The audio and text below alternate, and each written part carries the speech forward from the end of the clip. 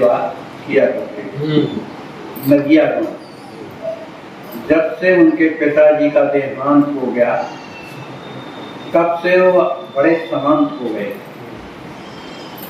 अपनी माँ का हमेशा ध्यान रखते थे कि कहीं इनके जीवन में कोई कष्ट न आए। उनकी जैसी भी सेवा बनती थी निरंतर करते रहते थे। लेकिन साथ साथ उन्होंने ये भी सोचा कि यदि मैं अपने जीवन में पढ़ाई नहीं करूँगा तो आगे चल के क्या कर सकता हूँ। मुझे तो कुछ और करना है, लोगों का कल्याण करना है, इसलिए पढ़ना भी आवश्यक है। इस बात को सोच करके श्री गंगादास जी महाराज की एक पाठशाला थी जहाँ पर व्याकरण पढ़ाया जाता था। उस पाठशाला में वो जाया करते थे। उन पाठशालाओं में ऐसा नहीं होता था कि नाम लिखा जाए, फीस जमा की जाए और फिर पढ़ने आओ, फिर उसकी हाजिरी बोली जाए, ऐसा नहीं। कोई भी जा करके पढ़े। पढ़ाने वालों को ये पता ही नहीं था कौन कहाँ से आता है, कौन छात्र क्या करता है, कोई जानकारी नहीं रहती। पर जो उस तरह के मेधावी छात्र रहते थे वो कुछ न कुछ पूछ लेते थे। इस कारण से आचार्य लोग उन्हें पहचानते जानते। तो गंगादास जी के माने स्कूल में बड़े बड़े विद्वान रहते थे जो संस्कृत के प्रकांड विद्वान, फिर उसमें भी व्याकरण के विद्वान। तो उनमें मुरारी गुप्ता जी एक रहते थे, कृष्णानंद जी और कमलाकांत। ये बड़े नामी विद्वान, इनके सामने कोई टिकता नहीं। और इन्हीं के कृपा से ही जैसे काशी विश्वनाथ में जो विद्यालय खुला और भी जहाँ तहाँ जो विद्यालय खोले गए इन्हीं के द्वारा खोले गए। क्योंकि इन्होंने इतनी मेहनत किया कि लोगों को संस्कृत की शिक्षा देने के लिए अपना सिर चोटी एक कर विद्यार्जन किया, लोगों को पढ़ाया। लेकिन जब निमाई इस स्कूल में पढ़ते थे उनकी अवस्था 15-16 साल की थी। पर ये जो कृष्णानंद वगैरह हैं, इनकी किसी की 30 साल की उम्र है, किसी की 40 साल की उम्र है, बहुत दिनों से पढ़ रहे थे। माने एक प्रकार का ये व्याकरण में पारंगत थे। कहीं भी कोई भी स्थिति में ये पीछे नहीं हटते थे। लेकिन निमाई जो है ज्यादातर बहस इन्हीं से करते। उन्हें जो समझ में नहीं आता था तो उन्हीं के पास बैठ जाते थे और कहते कि जब आप ही नहीं समझाओगे तो कौन समझाएगा। इसलिए उनका उद्देश्य किसी को हराना नहीं रहता, केवल ज्ञान प्राप्त करने के लिए वो तर्क वितर्क करते थे। तो जब कोई बात पूछते थे, कोई भी प्रश्न पूछते थे तो इन्हें लोगों को ये लगता था कि ये बातें तो हम भी नहीं जानते जो ये पूछता है। तो हमें तो ये लगता है कि अगर ये इसी तरह की पाठशाला में पढ़ता रहेगा तो ये तो हमसे आगे निकल जाएगा। तो कुछ इनके हृदय में निमाई के प्रति दुख लगने लगा। क्योंकि विद्वान जो वास्तव में विद्वान होते हैं उनको नहीं लगता, वो तो चाहते हैं कि सभी कोई शिक्षक बने।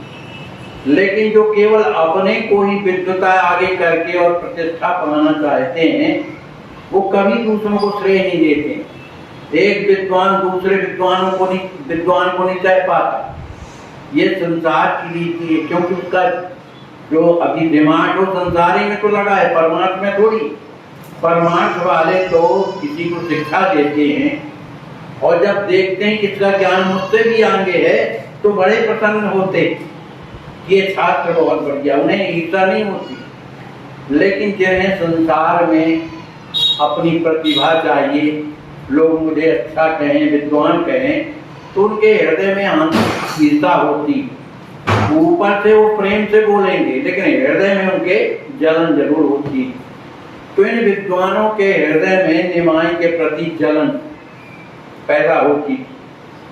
लेकिन निमाई तो सबके हृदय की बात को जानते थे, उन सबके पास चले जाते थे, प्रणाम करते थे और कहते सुनिए हमसे आता नहीं इसलिए हम आपसे पूछते, हमारा कोई उद्देश्य नहीं है कि हम आगे बढ़े, क्या है इससे हमारा मतलब नहीं। पर जिस व्याकरण को आप लोग अच्छी तरह से जानते हैं उसी की जानकारी हम आपसे पूछते हैं, तो आप हमारे प्रति कुछ भाव ऐसे मत रखा करिए। करे कहे नहीं ऐसी कोई बात नहीं है, तुम तो बहुत अच्छे छात्र हो। तो ऊपरी तो मुझसे बड़ाई करते थे लेकिन अंदर उनके हृदय में द्वेष वाला रहता।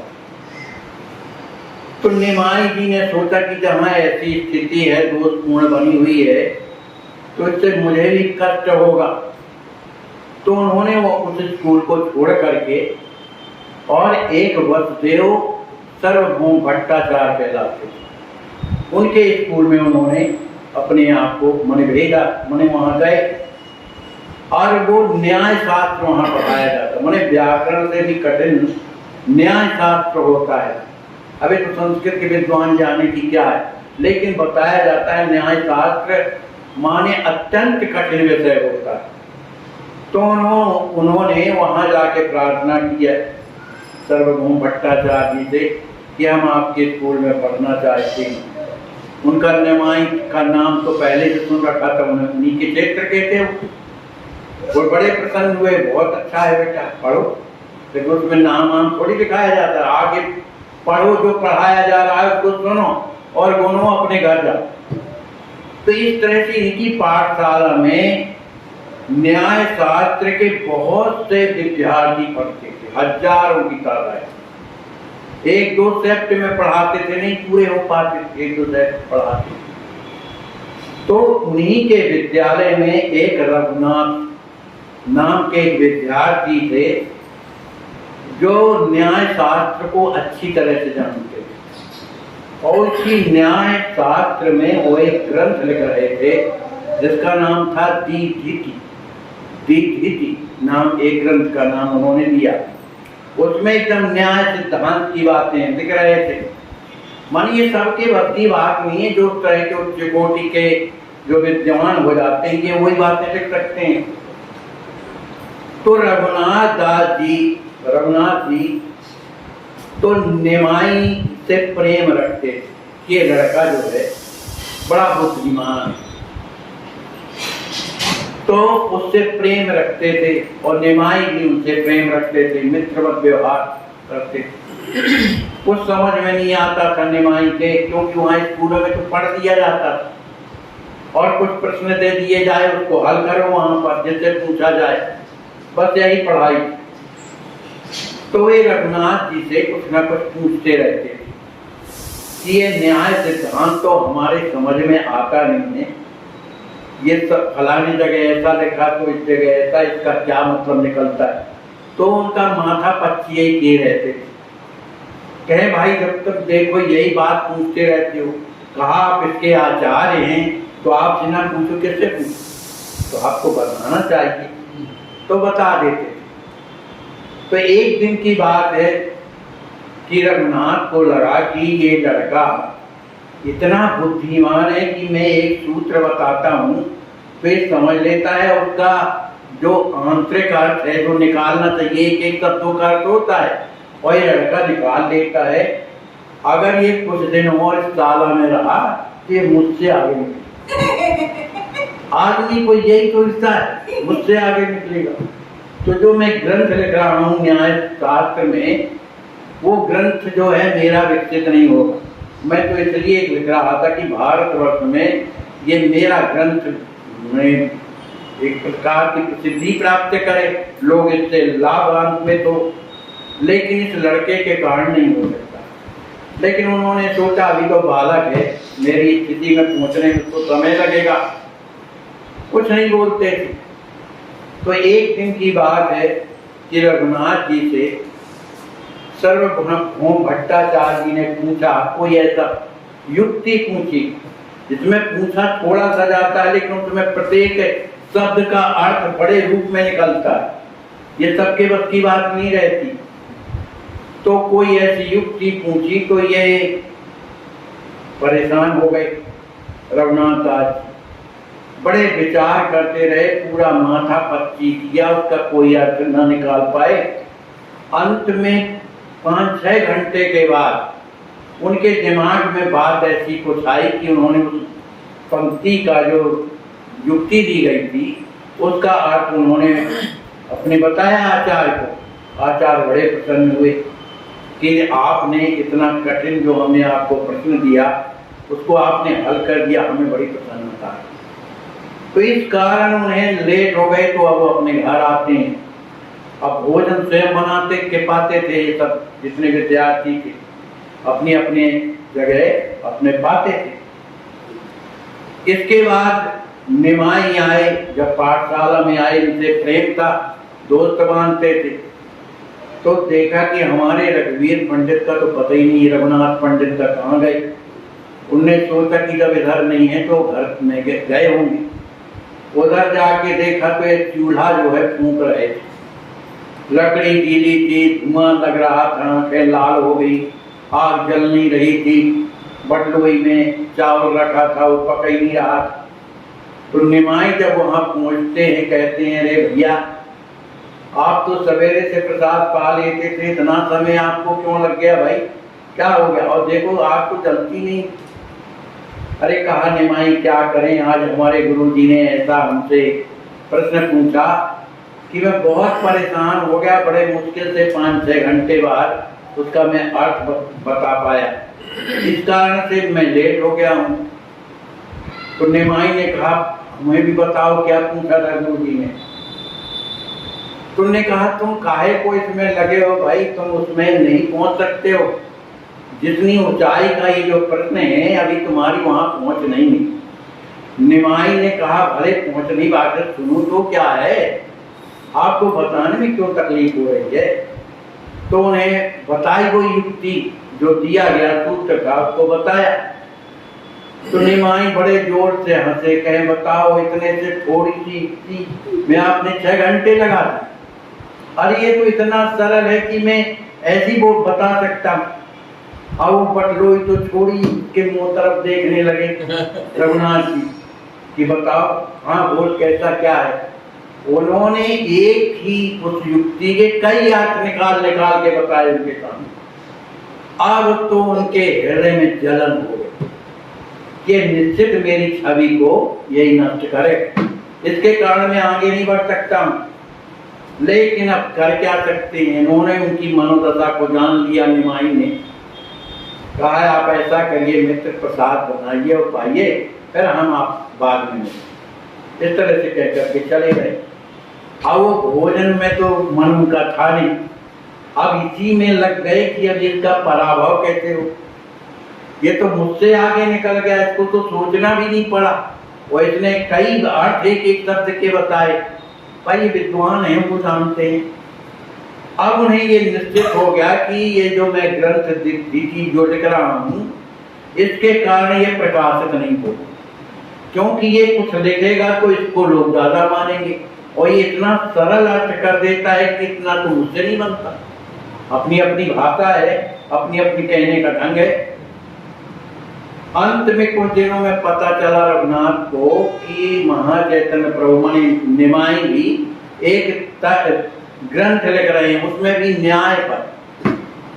इस बात को जब सुना तो उनके तो हृदय में आग लग गई कि वही हुआ जो मैं सोच रहा।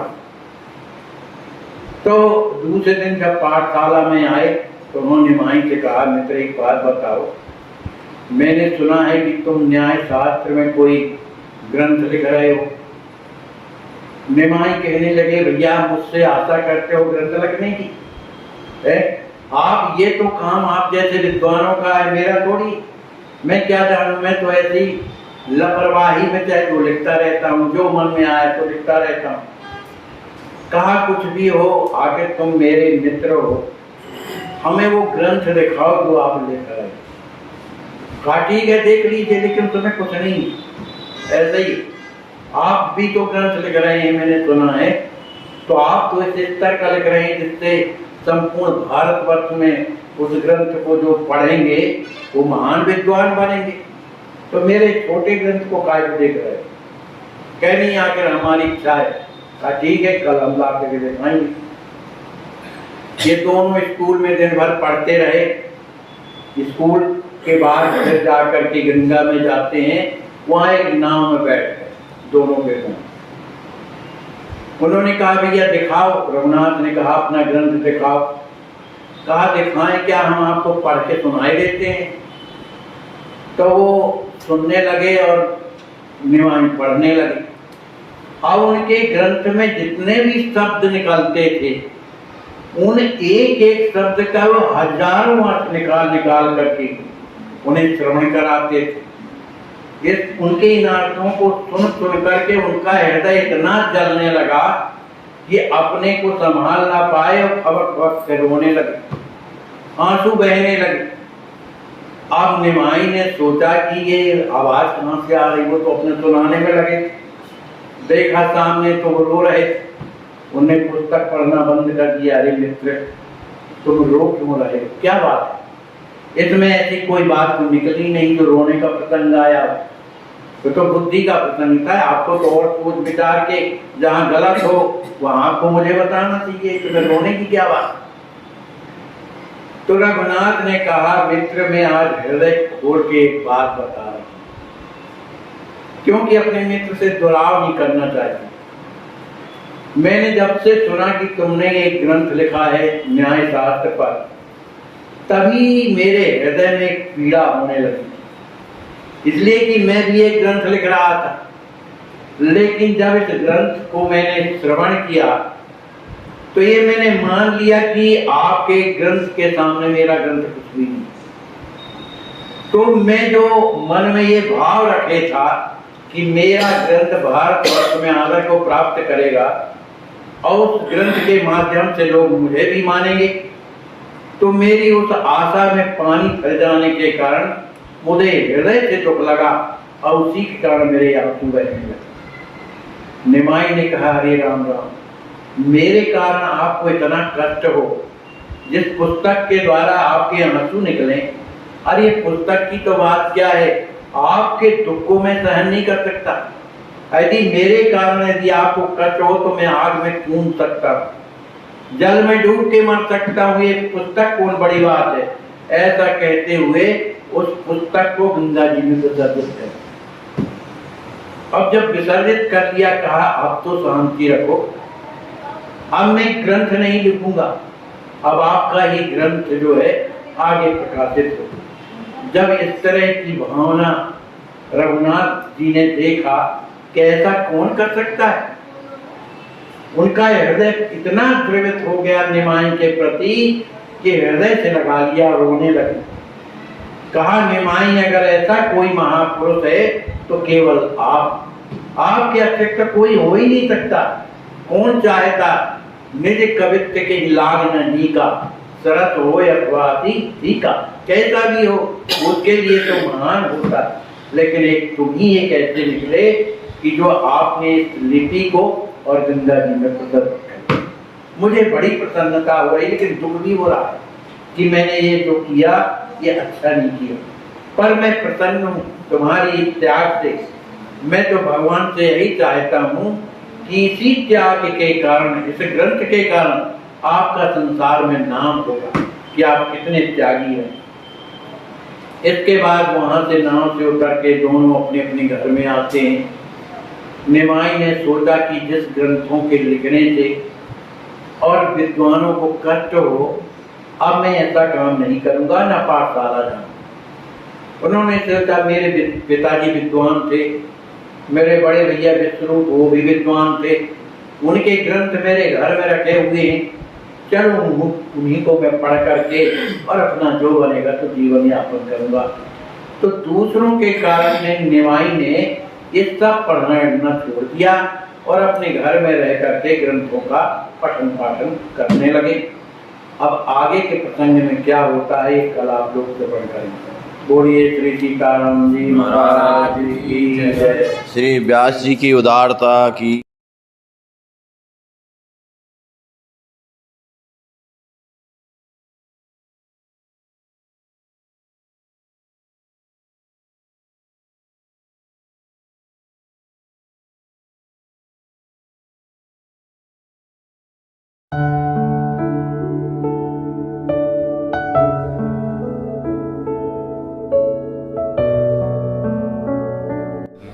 कहाँ विराजते हैं आप, क्या नाम है आपका?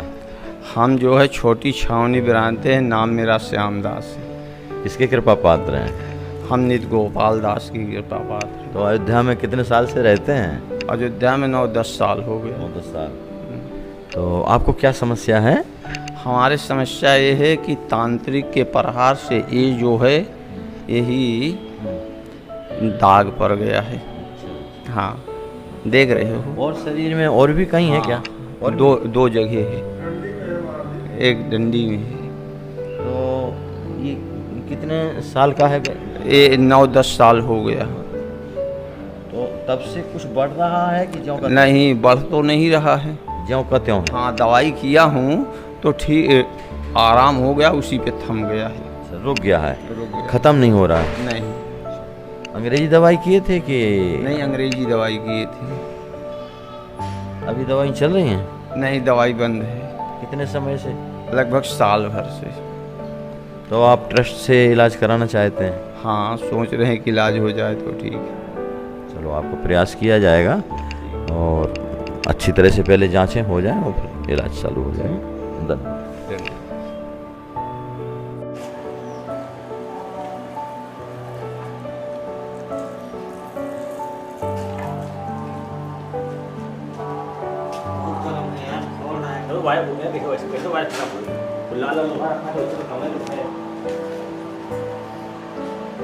इस गाय की बच्चेदानी निकली हुई है, आज 7वीं बार बच्चेदानी निकली है। इसका लीवर डैमेज है, इसके पेट में पन्नियाँ। इस बछड़े का ऑपरेशन किया गया है, इसका पैर का ऑपरेशन किया गया था।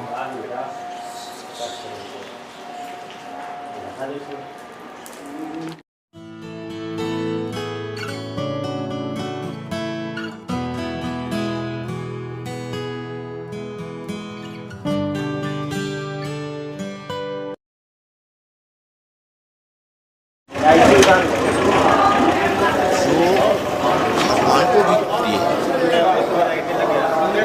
हमारे इष्ट राम है, कृष्ण है, पर हमारे इष्ट के भी इष्ट हैं गौ माता। पर वर्णशंकर गौ माता नहीं, देसी नस्ल की वेद लक्षणा गौ माता। तो थोड़ा सा भी विचार कीजिए, इन गायों के कष्ट को जरा आप गहराई से नज़दीकी से सर्वे कीजिए कि जो गायें सड़क पर छोड़ दी गई, लावारिस असहाय स्थिति में बेचारी किसी प्रकार से पन्नी खा करके, कूड़ा कचरा को भी जब सड़क पर खा करके अपना पेट 4 पहिया चलाने वाले हमारे जो धनी कहलाने वाले हैं वो ठोकर मार के चल देते हैं, तब उन कष्ट में भाव जो बनते हैं उसमें कीड़े पड़ जाते हैं। ऐसे कीड़े पड़े हुए गाय हमारे पीछे जो खड़ी है उसको अभी से अगर आप चाहें तो कम से कम 1 फुट की जमीन दान करें गौ माता की सेवा में, क्योंकि इनकी प्राण की रक्षा तभी हो पाएगी। आपसे अनुरोध है। और यहाँ भूमि दान के साथ साथ जहाँ भी आप किसी भी गौशाला में आप सहयोग कर रहे हैं तो उनसे अनुरोध कीजिए गौशाला वालों से कि कृपया वहाँ वो अपनी गौशाला में 100, 50, 25 गायें रखते हैं, एक असहाय गाय का भी इलाज कराएं, अपने यहाँ शरण देंगे उस गाय को जो सड़क